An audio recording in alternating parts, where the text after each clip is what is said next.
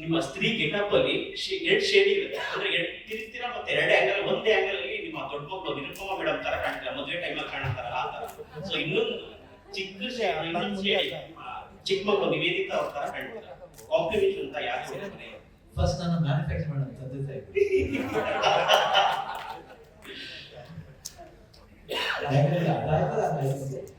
ಮಕ್ಕಳು ನಮ್ಮ ಮಕ್ಕಳು ಯಾರು ಕಾಂಪ್ಲಿಮೆಂಟ್ ಕೊಟ್ಟರು ಗೀಸ್ಗೆ ಕಾಲ್ ಮಾಡಿ. ಓಕೆ ರಮೇಶ್ ಶೆಟ್ಟಿ ಸರ್, ಈ ಸಿನಿಮಾ ದೊಡ್ಡ ಕ್ಯಾನ್ವಾಸ್ ಅಲ್ಲಿ ದೊಡ್ಡ ಕ್ಯಾನ್ವಾಸ್ ಸಿನಿಮಾ. ಸೊ ಈಗಾಗಲೇ ಈ ಸಿನಿಮಾ ರಿಲೀಸ್ಗೆ ನೀವೆಲ್ಲ ಏನೇನು ಅಂದ್ರೆ ಪ್ರಮೋಷನ್ ಆಕ್ಟಿವಿಟೀಸ್ ಅಂತ ಬಂದಾಗ ಮೊದಲು ಎಲ್ಲೆಲ್ಲಿ ರಿಲೀಸ್ ಆಗುತ್ತಾ, ಈಗ ಕರ್ನಾಟಕದಲ್ಲಿ ಮೊದಲಾಗುತ್ತಾ, ಆಮೇಲೆ ಬೇರೆ ಬೇರೆ ಭಾಷೆಯಲ್ಲಿ ರಿಲೀಸ್ ಆಗುತ್ತಾ, ಜೊತೆಗೆ ನೀವು ಸಿನಿಮಾ ರಿಲೀಸ್ಗೂ ಮುಂಚೆ ಎಷ್ಟು ಸೇಫು, ಸಿನಿಮಾ ಆದ್ಮೇಲೆ ಎಷ್ಟು ಇದಾಗುತ್ತೆ? ಇಲ್ಲ, ಇಲ್ಲಿ 25ನೇ ತಾರೀಕು 24ನೇ ತಾರೀಕು ಪ್ಲೇನ್ ಶೋ ಬಿಡ್ತಾ ಇದೀವಿ, ಪ್ರೀಮಿಯರ್ ಶೋ ಬಿಡ್ತಾ ಇದೀವಿ. 1ನೇ ತಾರೀಕು ಅವ್ರು ಔಟ್ ಸೈಡ್, ಇವಾಗ ಆಂಧ್ರ, ತಮಿಳುನಾಡು, ಕೇರಳ, ಬಾಂಬೆ, ಅದು ಜನವರಿ 1 ಬಿಡ್ತಾ ಇದೀವಿ.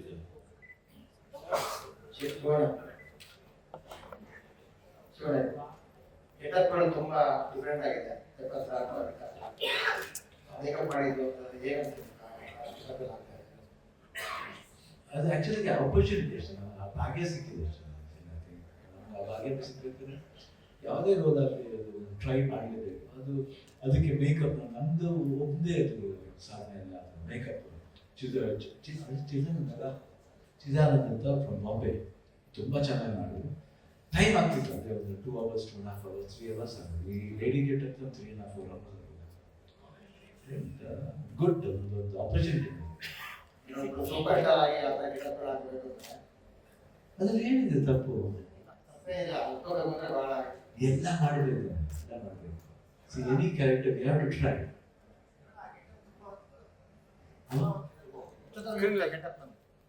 ಬಟ್ ಎಷ್ಟೊತ್ತು ಬರುತ್ತೆ ಅಂತ ಬಟ್ ಬರೋ ಹೊತ್ತು ಮಾತ್ರ ಬಹಳ ಚೆನ್ನಾಗಿದೆ. ಅಂದ್ರೆ ಎಷ್ಟೊತ್ತು ಮಾತ್ರ that portion will be very beautiful. I enjoy, ತುಂಬಾ ಎಂಜಾಯ್ ಮಾಡಿದ್ದೆ. ಯಾಕಂದ್ರೆ ಅದು ಪುಣ್ಯ, ಹೆಣ್ಣಿನ ರೋಡ್ ಆಗ್ಬೇಕಾದ್ರೆ ಅದು ಪುಣ್ಯ. Very very proud to be like a women. ಯಾಕಂದ್ರೆ ನಮ್ಗೆ ಹಾಗೆ ಸಿಗಲ್ಲ. ಐ ಥಿಂಕ್ ಅವರು we could feel that difficulties of women, we can feel that. ಯಾಕಂದ್ರೆ ತಾಯಿ ಹೆಣ್ಣು, ಹೆಂಡತಿ ಹೆಣ್ಣು, ತಂಗಿ ಹೆಣ್ಣು, ಅಕ್ಕ ಹೆಣ್ಣು. ಪರ್ಟಿಕ್ಯುಲರ್ ಆಗಿ ಗೆಟಪ್ ಬಗ್ಗೆ ಗೀತಾ ಕೇಳ್ತಿದೆ, ಅಕ್ಕ ನಿಮಗೆ ನೋಡಿದಾಗ ಹೇಗೆ ಅನಿಸ್ತು ಫಸ್ಟ್ ಅಂತ? ಅವ್ರು ನೋಡಿದ್ದು ಯಾವಾಗ, ನೋಡಿದಾಗ ಏನು ಹೇಳಿದ್ರು? ಶೂಟಿಂಗ್ ಅದು ಮುಂಚೆ ನೋಡಿದ್ದೆ ನಾನು ಬಿಡದ ಶೂಟಿಂಗ್ ಮಾಡ್ಬೇಕಾದ್ರೆ. ಬಟ್ ಇದರಲ್ಲಿ ಒಂದು ಸ್ವಲ್ಪ ವಿಶೇಷತೆ ಇತ್ತು, ಆಮೇಲೆ ಅನಾರ್ಮಲ್ ಆಗಿದೆ. ಇದರಲ್ಲಿ ಸ್ವಲ್ಪ ಬೇರೆ ಥರ ಆಗ್ತದೆ. Very happy about that. ಅಕ್ಕ ಏನು ಹೇಳಿದ್ರು? ಏನು ಹೇಳಿದ್ರು ಅಕ್ಕ ಫಸ್ಟ್? ಏನಿಲ್ಲ, ನಾನು ಮೇಕಪ್ ಹಾಕೊಂಡು ಕೈ ಇಟ್ಟು ಕರ್ಕೊಂಡು ಹೋಗಿದ್ದೆ. ಶೂಟಿಂಗ್ ಹೋಗ್ಬೇಕಾದ್ರೆ ಎಲ್ಲರೂ ನೋಡ್ತಾ ಇದ್ರು. ಏನಿಲ್ಲ, ಜಾಲಿಯಾಗಿದೆ, ಆರಾಮಾಗಿದ್ದೆ. ಉಪೇಂದ್ರ ಬಂದು ಅವಾಗ ಮುದ್ದಾಗಿದ್ದು.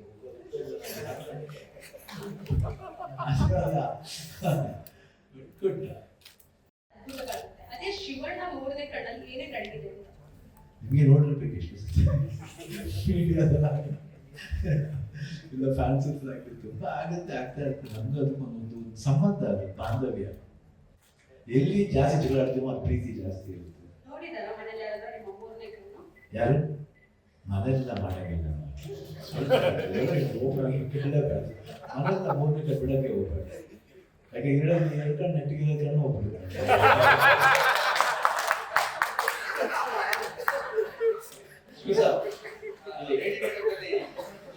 ಸರ್, ನಿಮ್ದು ಮತ್ತೆ ಶಿವಣ್ಣ ಅವರು ಮತ್ತು ಲವಕೃಷ್ಣ ಮತ್ತೆ ಇದು, ಸೊ 2 ಸಿನಿಮಾಗಳು ನೋಡಿದಾಗ ಬೇರೆ ಬೇರೆ ತರದ ಪಾತ್ರಗಳನ್ನ ಕಂಡುಕೊಂಡು ನಿಮ್ಮ ಫ್ಯಾನ್ಸ್ಗಳು ತುಂಬಾ ಏನೋ ಮೆರೆದಾಡಿದ್ರು.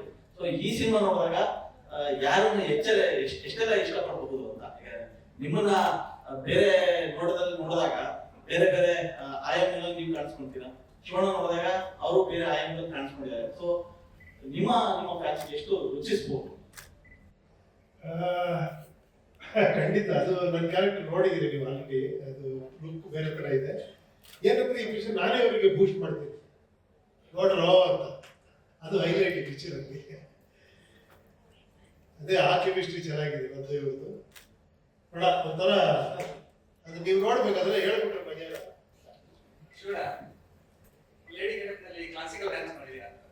ಯಾ ಫುಲ್ ಸಾಂಗ್ ಫುಲ್ ಸಾಂಗ್ ಇಲ್ಲ ರಿಪೀಟ್. ಸರ್, ಈಗ ಉಪ್ಪೇಶ್ ಸರ್ ಮತ್ತೆ ಶಿವಣ್ಣ ಇಬ್ಬರಿಗೂ ನನ್ನ ಪ್ರಶ್ನೆ. ನೀವು ಅಂದ್ರೆ ಬದುಕಿನ ಸಾಕಷ್ಟು ಅಂದ್ರೆ ರೂಪಗಳನ್ನಾಗಿರ್ಬೋದು, ವಿಶೇಷತೆಗಳನ್ನಾಗಿರ್ಬೋದು ನಿಮ್ಮ ಸಿನಿಮಾಗಳ ಮುಖಾಂತರ ಮತ್ತು ಪಾತ್ರಗಳ ಮುಖಾಂತರ ತೋರಿಸಿದ್ದೀರಿ. ಸೊ ನೀವಿಬ್ರು ಕೂಡ ಅಂದ್ರೆ ಒಂದ್ ರೀತಿ ಆಡುಮುಟ್ಟದ ಸೊಪ್ಪಿಲ್ಲ ನೀವುಗಳು ಮಾಡಿದ ಪಾತ್ರಗಳಿಲ್ಲ ಅಂತಾನೆ ಅನ್ಕೋಬಹುದು. ಈ ಕ್ಷಣ ಅಂದ್ರೆ ಈ ಹುಟ್ಟು ಮತ್ತು ಸಾವಿನ ನಡುವೆ ನಡೆಯುವಂತ ವಿಸ್ಮಯಗಳು ನಿಮ್ಮ ಬದುಕಿನ ಕಲ್ಪನೆಗಳಲ್ಲಿ ಹೇಗಿದೆ ಅನ್ನುವಂಥದ್ದು ಮತ್ತೆ ಕನಸುಗಳು ಹೇಗಿದೆ ಅನ್ನುವಂಥದ್ದು ಸರ್, ಸಿನಿಮಾದ ನಮ್ಮ ನಿಮ್ಮ ಪರ್ಸನಲ್ ವೈಯಕ್ತಿಕವಾಗಿ ಸರ್. ಅಂದ್ರೆ ಇದು ಒಂದು ಹುಟ್ಟು ಮತ್ತು ಸಾವಿನ ನಡುವಿನ ಜರ್ನಿ ಅನ್ನುವಂಥ ರೀತಿಯಲ್ಲಿ ವಿವಿಧ ಆಗ್ತಾ ಇದೆ.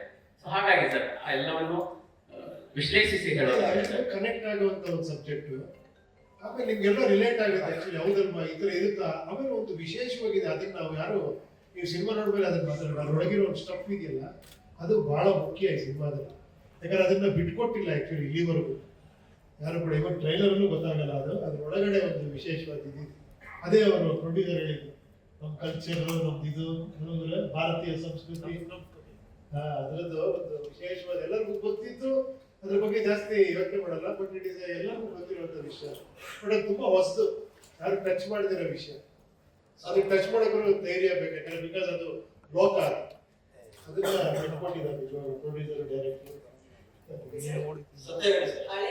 ಹಳೆ ಉಪೇಂದ್ರ ಸರ್ ನಮ್ಗೆ ವಾಪಸ್ ಸಿಗ್ತಾ ಇದ್ದಾರೆ ಈ ಸಿನಿಮಾದಲ್ಲಿ.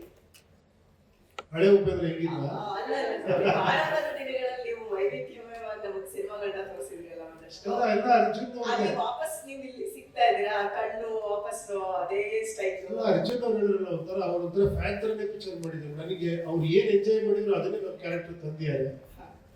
ಎಸ್ಪೆಷಲಿ ಶಿವಣ್ಣ ಅವ್ರಿಗಂತೂ ಅವರು ಏನೋ ಒಂಥರ ಲವರ್ ತರ ಸಿನಿಮಾ ಮಾಡಿದ್ದಾರೆ. ನಿಮ್ಮಿಬ್ಬರ combination super duper. Home cinema ತರ ಮತ್ತೊಂದು ನಮಗೆ ನಿಮ್ಮಿಬ್ಬರ ಕಾಂಬಿನೇಷನ್ ಯಾವಾಗ ಸಿಗ್ಬೋದು? ಈಗಲೇ ಮತ್ತೆ ಇಮಿಡಿಯೇಟ್ ಆಗಿ ಖಂಡಿತ ನೆಕ್ಸ್ಟ್ ಅರೆಸ್ಟ್ ಮಾಡ್ಬಿಡ್ತೀವಿ ಬಿಡಿ. ಸತ್ಯ ಸರ್, ನಿಮಗೆ ಒಂದು ಪ್ರಶ್ನೆ. ಇಡೀ ಸಿನಿಮಾದಲ್ಲಿ ಚಾಲೆಂಜಸ್ ಅನ್ನೋಕ್ಕಿಂತ ಆಲ್ರೆಡಿ ಪ್ರಿವೈಸ್ ಮಾಡಿರೋದ್ರಿಂದ ನಾವು ಫುಲ್ ಸಿನಿಮಾ ಪ್ರಿವೈಸ್ ಇದ್ದಿದ್ರಿಂದ ಆ ಪ್ರಿವೈಸ್ ಜೊತೆಲೇ ವರ್ಕ್ ಮಾಡ್ತಾ ಇದ್ವಿ. ಹೀಗಾಗಿ ಅದನ್ನ ಕ್ಯಾಮ್ರಾದಲ್ಲಿ ಅದು ತೆಗೆದಾಗ ಯಾವ ತರ ಕಾಣುತ್ತೆ, ಬ್ಯಾಕ್ಗ್ರೌಂಡ್ ಏನ್ ಬರಬೇಕು, ಅದು ಅಟ್ಮಾಸ್ಫಿಯರ್ ಏನ್ ಇರಬೇಕು, ಏನೇನು ಪ್ರಾಪರ್ಟೀಸ್ ಬರಬೇಕು, ಅದೆಲ್ಲವೂ ನಾವು ಡಿಸೈನ್ ಮಾಡಿ ಇಟ್ಕೊಂಡಿರೋದು.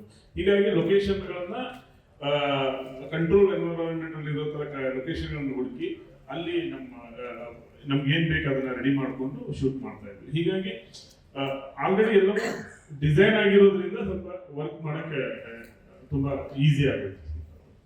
ಶಿವಣ್ಣ, ಸಿನಿಮಾದಲ್ಲಿ ನೀವು ಮಾನವ ಅಥವಾ ದೈವ ಮಾನವ ಸಿನಿಮಾದಲ್ಲಿ?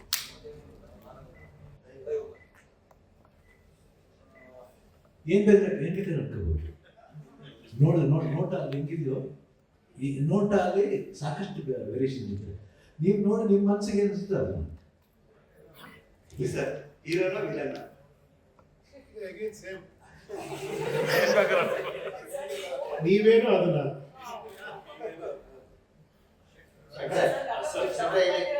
ಸಿನಿಮಾ ವಿಚಾರದಲ್ಲಿ ಹೈಪ್ ಕ್ರಿಯೇಟ್ ಮಾಡ್ಕೊಂಡು ಸಿನಿಮಾ ಬಿಸ್ನೆಸ್ ಮಾಡ್ಕೊಳ್ಳೋ ಮತ್ತೆ ಸಿನಿಮಾದ ಕಂಟೆಂಟ್ ನೋಡಿ ಮಾತಾಡೋ ಸಂಖ್ಯೆಗಳು ಕಮ್ಮಿ ಇರುತ್ತೆ. ಅಂತರ್ಗತದಲ್ಲಿ ಸಿನಿಮಾದ ಈ ಸಿನಿಮಾ ನೋಡಿ ಮೆಚ್ಚಿ ದೊಡ್ಡ ದೊಡ್ಡ ಕಂಪ್ನಿಗಳು ಮುಂದೆ ಬಂದಿರುವಂತ ಸಿನಿಮಾ ರಿಲೀಸ್ ಮಾಡ್ತೀವಿ ಅಂತ ಡಿಸ್ಟ್ರಿಬ್ಯೂಷನ್ಗೆ.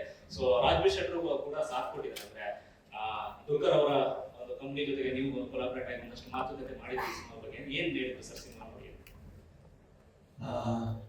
ಅಂದ್ರೆ ಯಾವತ್ತೂ ಕೂಡ ಈಗ ಸ್ಪೆಷಲಿ ಡಿಸ್ಟ್ರಿಬ್ಯೂಟರ್ಸ್ಗೆ ಯಾವ ಕಂಟೆಂಟ್ ನಾವು ಜನರ ಮುಂದೆ ಇಡ್ತಾ ಇದ್ದಾರೆ ಅಂತ ನಾವು ಕ್ಲಾರಿಟಿ ಕೊಟ್ಟಾಗ ಅವ್ರಿಗೆ ಅದನ್ನ ಎಲ್ಲೆಲ್ಲ ಯಾವ ಥಿಯೇಟರ್ಗಳು ಇಂಪಾರ್ಟೆಂಟ್ ಆಗುತ್ತೆ ಅದೆಲ್ಲ ಅವ್ರಿಗೆ ಅರ್ಥ ಆಗುತ್ತೆ. ಸೊ ಅದಾದಾಗ ನಮಗೆ ಓಪನಿಂಗ್ ತಗೊಳ್ಳುವಂಥ ಚಾನ್ಸು, ಬಿಸ್ನೆಸ್ ಚೆನ್ನಾಗಿ ಮಾಡುವಂಥ ಚಾನ್ಸು. ಯಾಕಂದ್ರೆ ಅವರಿಗೆ ಥಿಯೇಟರ್ ಗೊತ್ತಿರುತ್ತೆ, ನಮಗೆ ಸಿನಿಮಾ ಗೊತ್ತಿರುತ್ತೆ. ಹಾಗಾಗಿ ಸರ್ ಕೂಡ ಓಪನ್ ಇದ್ದಾರೆ ಸಿನಿಮಾ ತೋರಿಸೋದಕ್ಕೆ. ಹಾಗಾಗಿ ಸಿನಿಮಾ ತೋರಿಸಿ ಅವರು ಎಲ್ಲ ಡಿಸ್ಟ್ರಿಬ್ಯೂಟರ್ ಕೂಡ ಹಾಗೆ ಬಂದ ಕಾರಣದಿಂದಾಗಿ ಝೀಯಿಂದ ಹಿಡಿದು ವೇಫೇರ್ಸ್ ಇಂದ ಹಿಡಿದು ಮೈತ್ರಿಯಿಂದ ಹಿಡಿದು ATS ಇಂದ ಹಿಡಿದು ಎಲ್ಲರೂ ಕೂಡ ಸಿನಿಮಾ ನೋಡಿ ಅವ್ರು ಇಷ್ಟಪಟ್ಟಂತ ಕಾರಣದಿಂದಾಗಿ ನಮಗೆ ಒಂದು ಜಾಸ್ತಿ ಸ್ಟ್ರಾಂಗ್ ಹೋಲ್ಡ್ ಇರುತ್ತೆ. ಇಲ್ಲಿ ನಮ್ಮ ಕರ್ನಾಟಕದಲ್ಲಿ ಚೆನ್ನಾಗಿ ಆದ್ರೆ ಸಿನಿಮಾ ಆಗ ಇನ್ನೂ ಬೇರೆ ರೀತಿ ನಮಗೆ ಹೊರಗಡೆ ಹೋಗಿ ತಗೊಳ್ಳೋಕೆ ಹೆಲ್ಪ್ ಆಗುತ್ತೆ. ಸಿನಿಮಾ ನೋಡಿದ ತಕ್ಷಣ ಅವ್ರಿಗೆ ಬಹಳ ಇಷ್ಟ ಆಯ್ತು. ಬಟ್ ಈಗ ಯಾವ ಶೇಪ್ ಅಲ್ಲಿ ಇದೆ ಅಷ್ಟು ಕಂಪ್ಲೀಟ್ ಇರಲಿಲ್ಲ, ಯಾಕಂದ್ರೆ ಸ್ವಲ್ಪ ದಿವಸಗಳ ಹಿಂದೆ ಅಲ್ವಾ. ಈಗ ಇನ್ನೂ ಬಹಳಷ್ಟು ಬಹಳಷ್ಟು ಡೆವಲಪ್ಮೆಂಟ್ಗಳಾಗಿದೆ. ಆ ವರ್ಷನೇ ಅವ್ರಿಗೆ ಬಹಳ ಇಷ್ಟ ಆಗಿತ್ತು, ತುಂಬಾ ಇಷ್ಟ ಆಗಿತ್ತು. ಸೊ ನೋಡೋಣ ಜನಗಳಿಗೆ ಎಷ್ಟು ಹತ್ರ ಆಗುತ್ತೆ ಅಂತ. ಚೆಲುವೆ ನೋಟೆ ಚೆನ್ನಾಗಿ ಸಾಂಗು ತುಂಬಾ ಚೆನ್ನಾಗಿ ಕನೆಕ್ಟ್ ಆಗಿದೆ. ಕಾಕತಾಳಿ ಅಂತ ಅಥವಾ ಟ್ರೈಲರ್ಗೆ ಅಂತ ಮಾಡ್ಕೊಂಡಿದ್ದ ಕಂಟೆಂಟ್ ಹೇಗೆ ಇದು ಯಾವ ಸಿಕ್ಕಾಪಟ್ಟೆ ಇಷ್ಟ ಅಂತ ನನಗೆ ಆಕಾಶವೇ ಬೆಳಕು ತುಂಬಾ ಇಷ್ಟ. ಯಾವಾಗ ಆಡ್ತಾ ಇರ್ತೀನಿ ಸಾಂಗ್ ತುಂಬಾ ಇಷ್ಟ. ಈ ಸಾಂಗು ಮತ್ತೆ ಉಪ್ಪಿ ಸರ್ ಇಬ್ಬರು ಕಾಂಬಿನೇಷನ್ ಏನಾದ್ರು ಲಿಂಕ್ ಇದೆಯಾ ಅಂತ ಯಾವ್ದು ಸಿನಿಮಾದಲ್ಲಿ ನೋಡಿ. ಇಬ್ಬರು ಸ್ಟಾರ್ಗಳ ಜೊತೆ ಮೊದಲನೇ ಸಾರಿ ಕಾಂಬಿನೇಷನ್ ಎಂಟ್ರಿ ಆದ್ರೆ ಹೇಗಿತ್ತು ಎಕ್ಸ್ಪೀರಿಯನ್ಸ್ ಆಕ್ಟ್ ಮಾಡ್ಬೇಕಾದ್ರೆ? ಯಾರು ನೋಡಿ ಎದುರ್ಕೊಂಡು ನಾನಾ ಓಡ್ತೇನೆ ಸಿನಿಮಾ. ಹೌದು, ಅಂದ್ರೆ ಅದೇ ಆಕ್ಚುಲಿ ಸಿನಿಮಾದಲ್ಲಿ ನೋಡ್ಬೇಕು, ಎಲ್ಲದನ್ನೂ ನೋಡಿ ಹೆದರ್ಕೊಂಡು ಓಡ್ತಾ ಇರ್ತೀನಿ. ಅದರದ್ದೇ ಒಂದು ಪಾತ್ರ. ಸೊ ಬಹಳ ಹೆದರಿಕೆ ಇರುವಂತ ನನ್ನಂತ ನಿಮ್ಮಂತ ಎಲ್ಲರಂತ ಜೀವನದಲ್ಲಿ ಬಹಳ ಹೆದರಿಕೆ ಇರುವಂತ ಒಬ್ಬ ಮನುಷ್ಯ ಅಷ್ಟೇ, ಎಲ್ರಿಗೂ ಇರುತ್ತೆ. ಸೊ ಇವರಿಬ್ಬರ ಜೊತೆ ನಟನೆ ಮಾಡಿದ್ದು ಯಾವತ್ತೂ ಕೂಡ, ಅಂದ್ರೆ ಸ್ಪೆಷಲಿ ಜಸ್ಟ್ ಸೂಪರ್ ಸ್ಟಾರ್ಗಳ ಜೊತೆ ಆಕ್ಟ್ ಮಾಡ್ತಾ ಇರಲಿಲ್ಲ. ನಾನು ತುಂಬಾ ಇಷ್ಟಪಡುವಂತಹ ಇಬ್ಬರು ನಟ ಮತ್ತೆ ನಿರ್ದೇಶಕರು ಕೂಡ ಅವರು. ಸೊ ಅವ್ರ ಜೊತೆ ಕೆಲಸ ಮಾಡ್ತಿದ್ದೆ.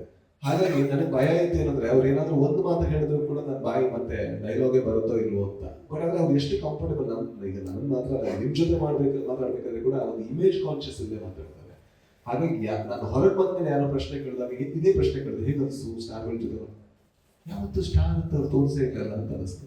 ಅದು ದೊಡ್ಡತನ ಅವ್ರದ್ದು ಅಂತ ನನಗೆ ಅನಿಸ್ತು. ಅದರಿಂದಾಗಿ ಇಡೀ ಸಿನಿಮಾ ಅರ್ಜುನ್ ಜನ್ಯ ಅವರಿಗೆ ಹೇಗೆ ಕಟ್ಟಕ್ಕೆ ಸಾಧ್ಯ ಹಾಗೆ ಕಟ್ಟಕ್ಕಾಗಿದೆ. ಏನಾದ್ರೂ ಒಂದು ಆ ಸ್ಟಾರ್ ಧೋರಣೆ ಬಂದಿದ್ರೆ, ಒಂದು ಇವ್ರು ಹೇಳುವಂತ ಮಾತು, ಅರ್ಜುನ್ ಜನ್ಯ ಹೇಳುವಂತ ಮಾತು ಅವ್ರು ಹೇಳಬೇಕಾದ್ರೆ ಒಂದು ಸ್ವಲ್ಪ ತಡವರಿಸ್ತಾ ಇದ್ರು, ಅದೆಲ್ಲ ಕಷ್ಟ ಆಗ್ತಾ ಇತ್ತು. ಇಷ್ಟು ಟೈಮ್ ಆದ್ರೂ ಕೂಡ ಇವ್ರೇನು ಹೇಳಿಲ್ಲ, ಎಷ್ಟು ಕಷ್ಟ ಆದ್ರೂ ಏನು ಹೇಳಿಲ್ಲ, ಎಷ್ಟು ಶೂಟಿಂಗ್ ನೈಟ್ ಡೇ ಆದ್ರೂ ಏನು ಹೇಳಿಲ್ಲ. ಏನು ಹೇಳ್ದೇ ಇರೋ ಕ್ವಾಲಿಟಿ ನನ್ನ ಹತ್ರ ಅಲ್ಲ, ಎಲ್ಲರ ಹತ್ರ ಇರೋ ಕಾರಣದಿಂದಾಗಿ ನನಗೆ ಆಕ್ಟ್ ಮಾಡೋದು ಬಹಳ ಈಸಿ ಅನ್ಸುತ್ತೆ. ಮಹಿಮೆ ಬಗ್ಗೆ ಹೇಳ್ತಾ ಬರ್ತಾ ಇದೆ, ಅದು ಖ್ಯಾತಿ ಕೂಡ ಆಗಿದೆ, ಇತಿಹಾಸವನ್ನು ಸೃಷ್ಟಿ ಮಾಡ್ತಾ ಇದೆ. ಇಲ್ಲಿ ಕ್ಲಿಪ್ಸ್ಗಳನ್ನ ಟ್ರೈಲರ್ಗಳನ್ನ ನೋಡಿದ್ರೆ ಕಾಪಾಡೋ ಅರ್ಧನಾಗೇಶ್ವರ ಶಿವಣ್ಣ ಆಗಿರ್ಬೋದು, ಕಾರುವಂತಹ ಯಮನೂರ್ತಲ್ಲಿ ನೀವಾಗಿರ್ಬೋದು, ಅವರ ಇಬ್ಬರ ಮಧ್ಯೆ ವಾತಾವರಣ ರಾಜಭಿಷೇಕ್ ಅವರು ಕಾಣಿಸ್ತಾ ಇದೆ. ಎಲ್ಲೋ ಒಂದು ಕಡೆ ಕಾಣಿಸ್ತಾ ಇದೆ ನಮ್ಮ ದೇಶದ ನಾವು ನಂಬುವಂಥ ದೈವ ಮತ್ತೆ ಹುಟ್ಟಿ ಬರ್ತಾನೆ ಅಂತ. ಈ 45 ಆ ರೀತಿ ಸೃಷ್ಟಿ ಆಗುತ್ತೆ ಅಂತ ಕಾಣಿಸ್ತದೆ. ಗೊತ್ತಿಲ್ಲ, ಈಗ ಕರೆಕ್ಟಾಗಿ ಗೊತ್ತಿಲ್ಲ. ನೀವು ಹೇಳಿದಾಗ ಫ್ಲಾಶ್ ಆಯ್ತು, ಯಾವುದೋ ಒಂದು ಸಿನಿಮಾ ಅಂತ ಏನ್ ಬರ್ಬೇಕು ನನಗೆ ಗೊತ್ತಿಲ್ಲ. ಈ ಸರಿನಾ ಇದು ನೀವು ಹೇಳಬೇಕು. ಈಗ ಅಣ್ಣ ಅವರು ಎಲ್ಲ ಪ್ರೊಜೆಕ್ಷನ್ ನೋಡ್ತಿದ್ರಂತ, ಎಲ್ಲ ದೊಡ್ಡವರೆಲ್ಲ ಬಂದಿದ್ದಾರೆ, ಪಿಕ್ಚರ್ ನೋಡಿದ್ರು, ದೊಡ್ಡ ಸೂಪರ್ ಹಿಟ್ ಪಿಕ್ಚರ್ ಅದು. ಬಟ್ ಪ್ರೊಜೆಕ್ಷನ್ ನೋಡ್ಬೇಕಾದ್ರೆ ಯಾರೋ ಒಬ್ರು ಸ್ವಲ್ಪ ಎಲ್ಲಾರ ಮುಂದೆ ಹೇಳಿದ್ರು, ಈ ಪಿಕ್ಚರ್ನ ದೇವರೇ ಕಾಪಾಡಬೇಕು. ಹೆಂಗನ್ಸಿರುತ್ತೆ ಅಲ್ಲಿರೋರಿಗೆಲ್ಲ ಟೆಕ್ನಿಷಿಯನ್ಸ್ಗೆ, ಅಣ್ಣ ಅವ್ರು ಎಷ್ಟು ಚೆನ್ನಾಗಿದ್ದಾರೆ ಅಂತ ಗೊತ್ತಾ? ಕರೆಕ್ಟಾಗಿ ಹೇಳಿದ್ರಿ, ಎಲ್ಲ ಚಿತ್ರಗಳು ದೇವರೇ ಕಾಪಾಡೋದು ಅಂತ. ಇದ್ರಲ್ಲಿ ನಿಮ್ಗೆ ಅರ್ಥ ಆಗಿರ್ಬೋದು, ನಿಮ್ಗೆ ಆನ್ಸರ್ ಸಿಕ್ಕಿರ್ಬೋದು.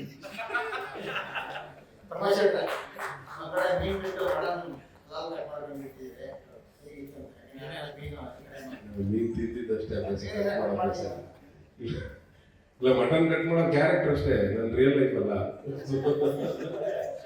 ಕಷ್ಟಪಟ್ಟಿದ್ದೀನಿ ಕತ್ತರಿಸಕ್ಕೆ, ಯಾವಾಗ ಗೊತ್ತಾಯ್ತು ಅವ್ರು ಎಷ್ಟು ಕಷ್ಟಪಡ್ತಾರೆ ಕತ್ತರಿಸಕ್ಕೆ ಅಂತ. Thank you. ಉತ್ತರ ಕರ್ನಾಟಕ ಕಡೆ ನಿಮಗೆ ತುಂಬಾನೇ ಪ್ರೀತಿ ಕೊಡ್ತಾರೆ, ಸ್ಪೆಷಲಿ ದೊಡ್ಡ ಮನೆ ಅಂತ. ಅದೇ ಹೊಸಪೇಟೆಯಲ್ಲಿ ಉತ್ಸವ ತರ ನೀವು ತೋರಿಸ್ತಾರೆ.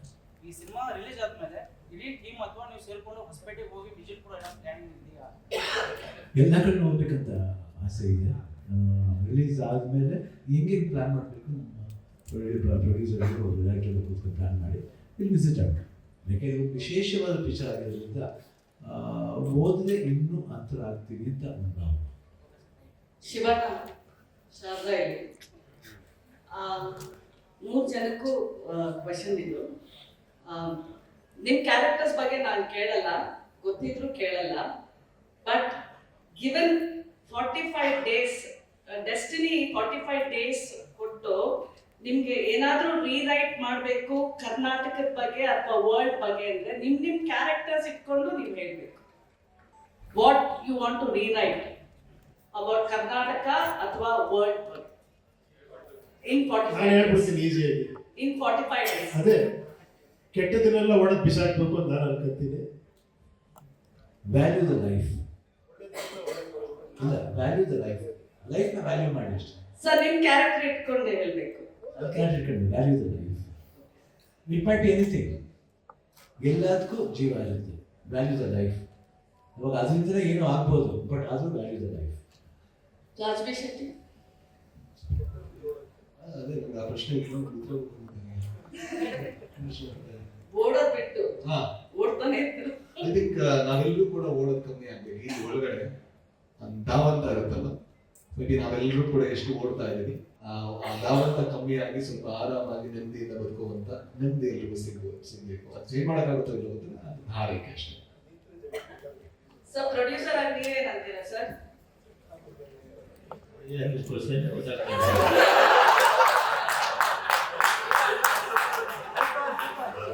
45 ದಿವಸ ಕೊಟ್ರೆ ನಿಮ್ಗೆ ಕರ್ನಾಟಕದಲ್ಲೋ ಅಥವಾ ಪ್ರಪಂಚದಲ್ಲಿ ಏನ್ ಚೇಂಜ್ ಮಾಡ್ಬೇಕು ಅಂತ ಕೇಳ್ತಾ ಇದ್ದೀನಿ ಅಷ್ಟೇ.